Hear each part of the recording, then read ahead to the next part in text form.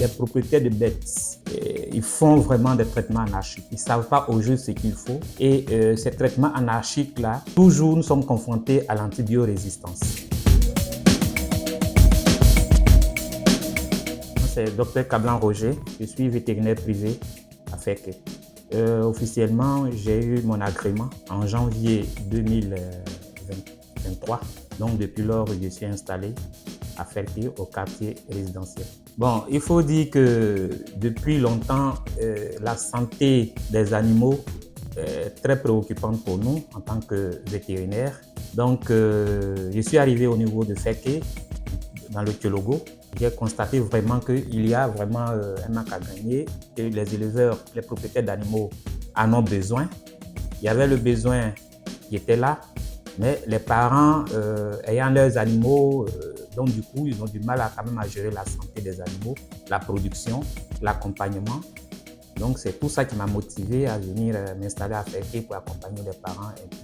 Cette passion, il faut dire que depuis que moi, ma formation, j'étais d'abord un ingénieur en zootechnique que j'ai eu depuis 2007 à l'université de Korogo, anciennement appelée URES. Après ça, maintenant, voilà, je suis parti à Dakar et à l'école Inter-État des sciences et médecine vétérinaire de Dakar. Donc déjà, quand on est allé là-bas, et voilà, la passion, déjà on avait déjà la passion en partie, et puis bon, ben voilà, on a approfondi nos connaissances et nos savoir-faire, les différentes prises en charge des animaux et tout. Parce que l'activité a un impact, surtout impact positif économiquement. Quand, par exemple, la jeunesse, certaines personnes, ils ont un peu d'argent, qui veulent développer, par exemple, l'élevage de poulets de chair, l'élevage de pondeuses, ou bien faire des embouches bovines, des embouches ovines, surtout les ovins à l'approche de la tabaski par exemple, ils vont acheter des bêtes, après maintenant les mettre quelque part, les donner à manger, les faire grossir et puis maintenant les vendre. Donc c'est tous ces paramètres-là que vraiment les jeunes, s'ils s'y prennent vraiment, il y a beaucoup à gagner, ils vont gagner économiquement. Mais avant de le faire, quand même, il y a un certain nombre de savoirs basiques qu'ils doivent avoir.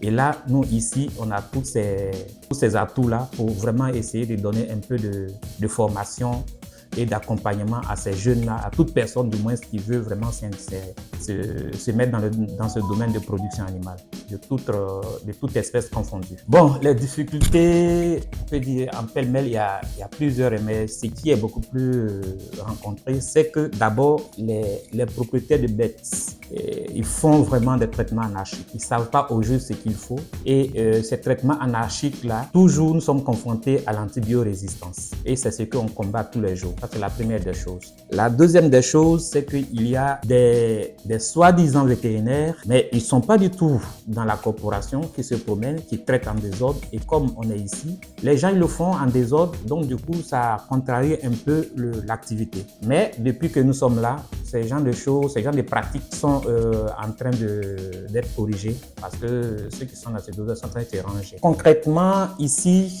nous sommes là pour plusieurs éventails d'activités.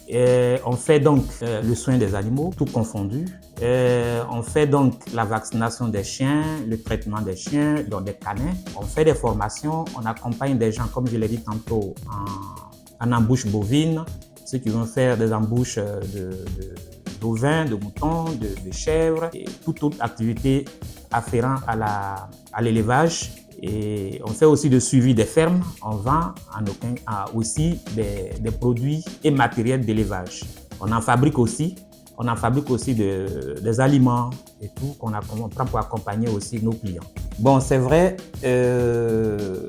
dans la culture des gens ici, dans le Nord, c'est un peu difficile que l'éleveur vienne vers nous au cabinet. Donc ce que nous on fait, on a développé une stratégie où on a ciblé un peu chaque zone, chaque département et chaque village et que maintenant nous on va vers les éleveurs. Donc on part dans les villages, on sensibilise, on leur explique un peu le bien fondé de notre présence ici dans le Thiologo et bon ben voilà. Donc en ce moment-là, en tout cas au départ c'était un peu difficile parce que bon les gens avaient du mal à accepter, mais quand même actuellement les gens ils comprennent, ils se rapprochent de nous, ils nous appellent, on descend sur le terrain, on fait des diagnostics, on donne des conseils.